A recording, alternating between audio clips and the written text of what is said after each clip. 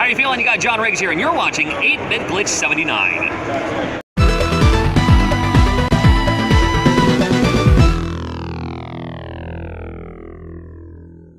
What's going on, guys? 8-Bit Glitch 79 here, and I'm back from Syracuse, New York, from RetroGameCon, the last video game con for the season for me. So it was about a 4-hour drive there. Wasn't too bad. I went for both days, Saturday and Sunday, and I bought the VIP package.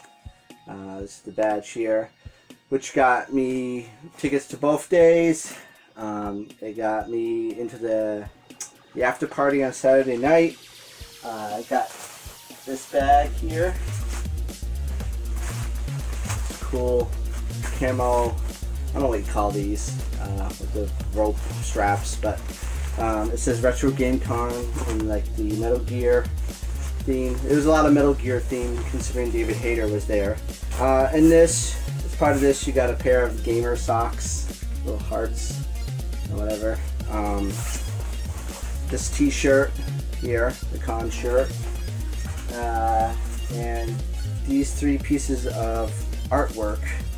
You got this cool Princess Zelda with the head of Ganon here, and this cool Solid Snake Metal Gear piece of artwork, and this, I'm not sure what this is. Somebody can, in the comments, can tell me what it is. I don't know what it's from. It's some girl in a blue dress or something. No idea. But that was the other piece of art that you got as part of the VIP. So before we get into the pickups, because, you know, that's why you're here, let's take a look at the con a little bit. Because you want to see that, right? No, and I don't care. Yeah, I figured as much. But just a quick look at the con and what it looked like and what it was like. Here we go.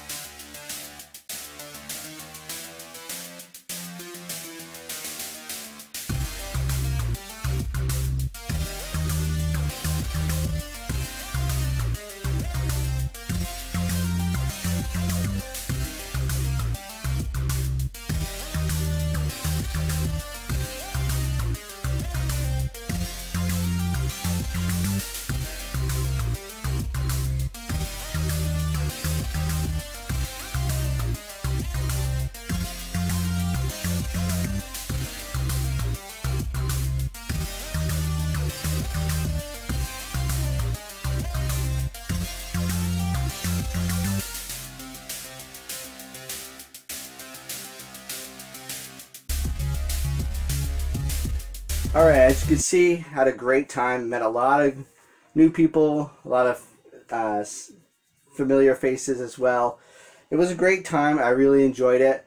I think the highlight for me was meeting David Hayter. I've been a Metal Gear fan from like day one, and when Metal Gear Solid came out, it like what got me into the PS1, because at the time I didn't give a crap about PlayStation. I was still playing NES, Super NES, Genesis. That was just what my world was like. And then when I went into a electronics boutique, I saw the strategy guide for Metal Gear Solid, because they would sell the guides before the game even came out. And I was like, what's this Metal Gear? They got a new Metal Gear? You know, because all I'm used to is the NES. So I flipped through it, and what I saw was like blew me away. So right then and there, I like got a PlayStation 1 that day, and just to wait for the Metal Gear Solid to be released to play that. And I remember the system came with a demo disc, and it had Metal Gear demo on it, and it was just that first level until you get into the elevator. I must have played that like 100 times until the game came out. So that was wicked cool. So meeting him was a highlight.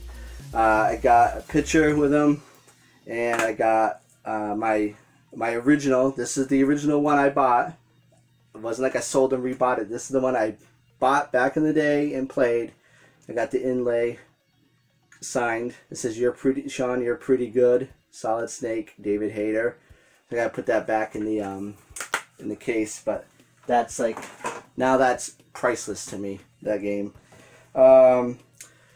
So another thing that was really cool was at the after party, after the first band played, which was really good, Lane Genie, and they played throughout the day at the con as well, both days. I went out to the lobby area where the bar was and everything, and John Riggs like motioned me over, and I went over and we hung out with John Riggs and a bunch of others, and David Hayter was there. And it was really cool to like have a private conversation with him and hang out and get to know him a little bit more. So that was really cool. Got another picture with him. So it was really cool to hear how he got the job and everything. So that was a moment of my life I'll never forget. So that was really cool. Another great highlight was Sunday morning. I had breakfast with John Hancock and John Riggs at the hotel before we went over, and then they were waiting for the shuttle, so I just said, hey, I got my car here and I'm heading over. So I gave John Hancock and John Riggs a ride over to the convention Sunday morning. So that got me in even earlier than my VIP status, which was really cool. So yeah, those are a couple of my highlights. It was awesome, really great. It was great to see John Riggs again. I've met him at too many games, and he remembered me. And in fact, I walked by the booth when I first got there, and he was kind of busy, the booth, so I just kind of kept on walking, said I'd come by later, and he just yelled out, "Hey, you just gonna like walk by and not say hi?" He yelled at me. So that was pretty cool. So I guess we can get into some of the pickups. On Saturday, trying to think here. Well, real quick, one of the performers on Saturday was a guy named Viking Guitar. I don't know if I'm going to have a clip in the coverage that I showed you earlier, or if not, I'll put it right here, video or a picture.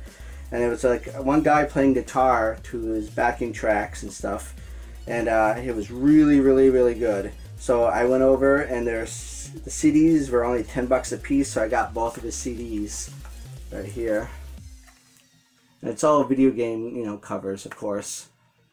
And because I bought the 2 CDs, they threw in a bumper sticker for free. So that's cool. So I'm always on the lookout for fresh new video game covered music to listen to in the car. So what else? Oh, another great person I met finally was Gangster 81, another John. I'll put a picture up here. He was there for Collector Vision, one of the companies that he works with, promoting the Sydney Hunter game on the Switch and on Steam here.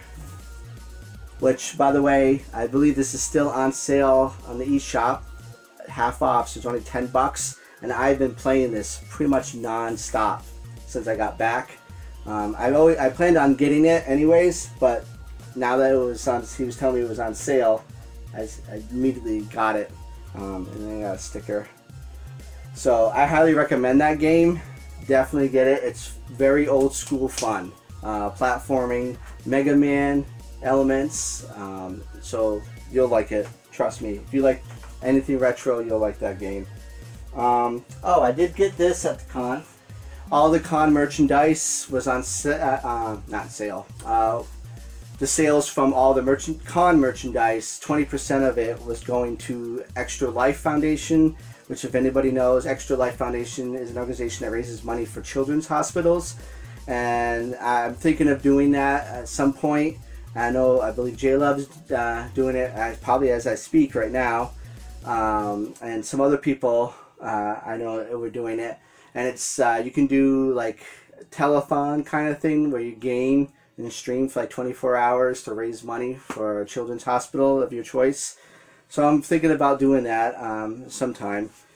But anyways, so I wanted to buy something, and so 20% would go to that foundation. And they had this cool mouse pad that was RetroGameCon, but Castlevania inspired. And instead of Dracula, it was the RetroGameCon computer icon. So that was pretty cool. It was only like $5, and so like 20% of that went to the charity. So that was cool. I needed another mouse pad. Another cool person I met again was Pat Contry, and I was lucky enough because he was there actually selling his new book, The Ultimate Guide to the Super Nintendo, which, if you don't remember too many games, I got the NES one. So now I've got the Super Nintendo, and it's obviously autographed here by him. So just a little flip through here, just open it up to a random page to get the idea. It covers all the Super NES games, and I believe all the Famicom ones, at least some of them. So those are the big things as far as the guests. Oh, I did get on my way out another John Riggs hack game. I had to.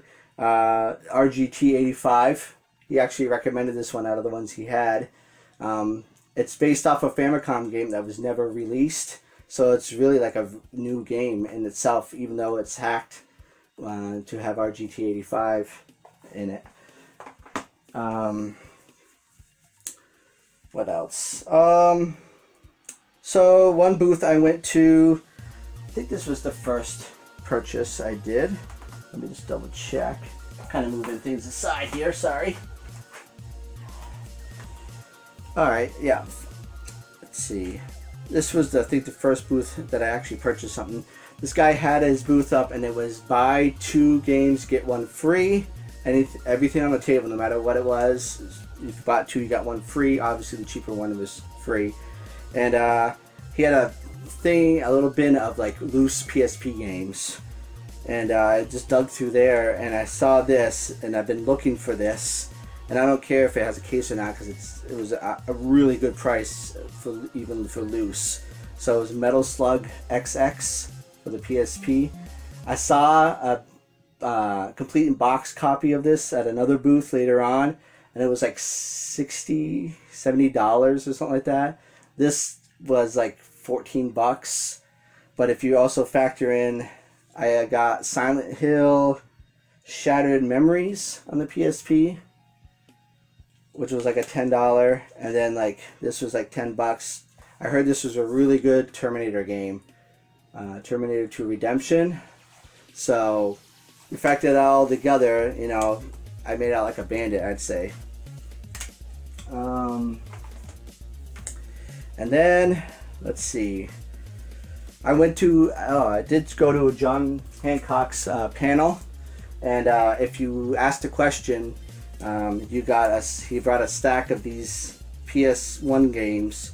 They're like educational games that were released for schools, so they would use PlayStations in schools.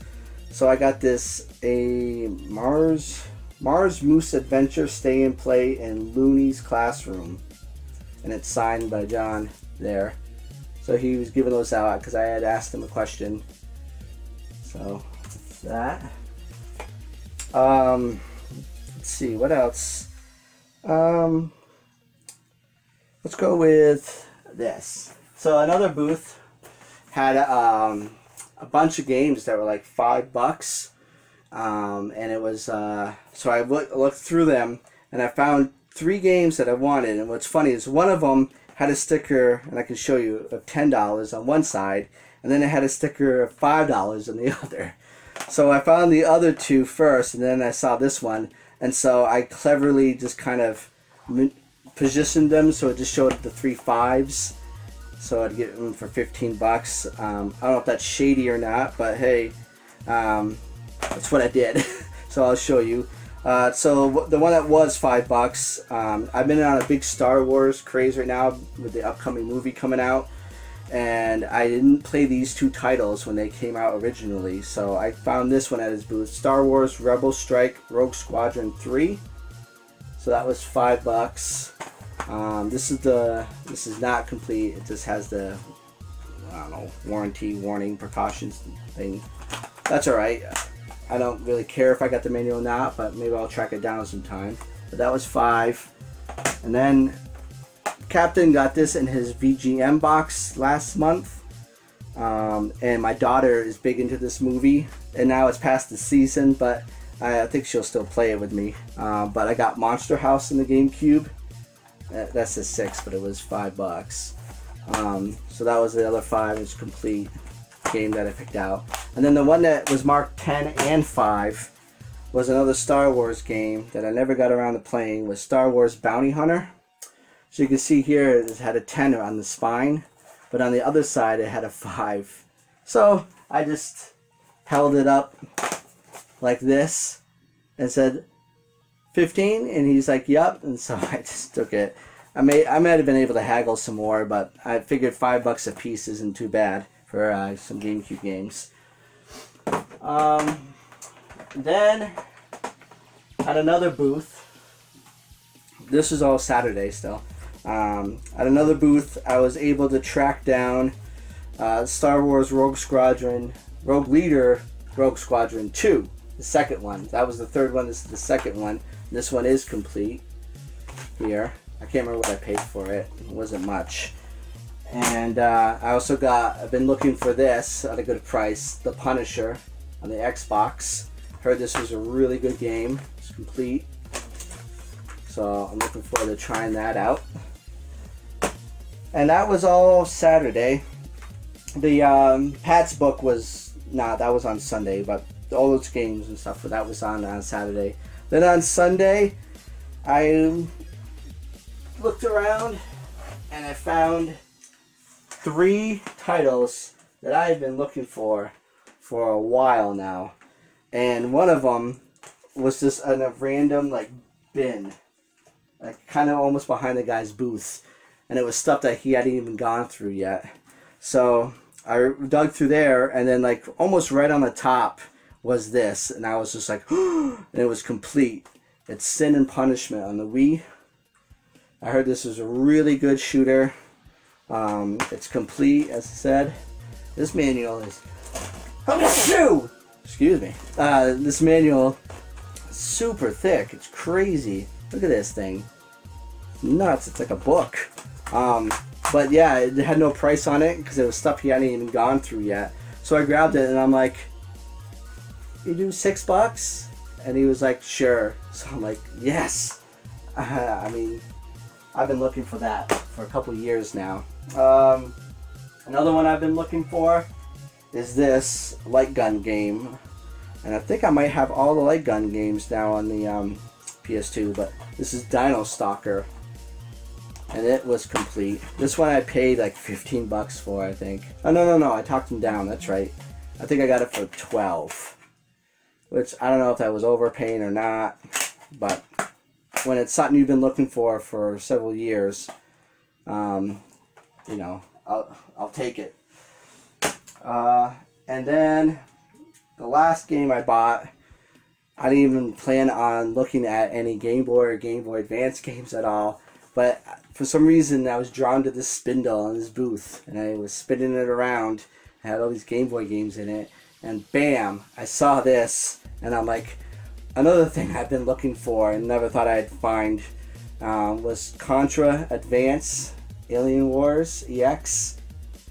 So I finally got this in the collection. So now I'm close to almost all the Contra games.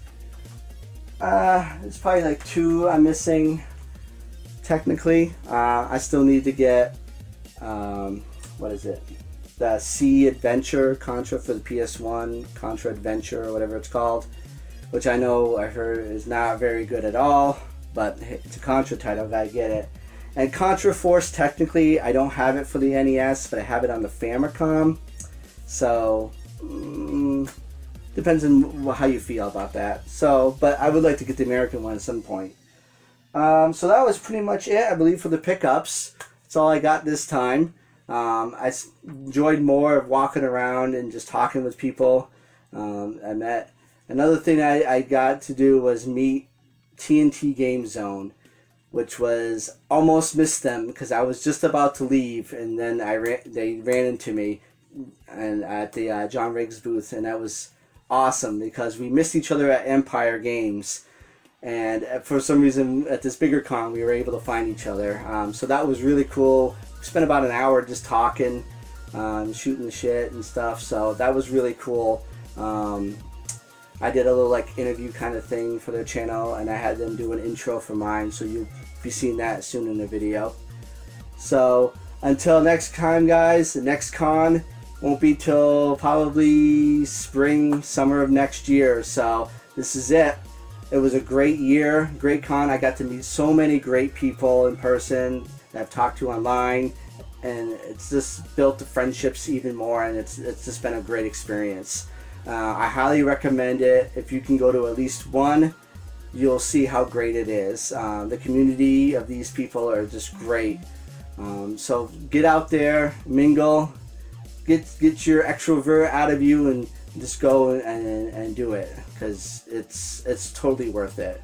So until next time, guys, this is 8-Bit Glitch 79, and I'm glitching out.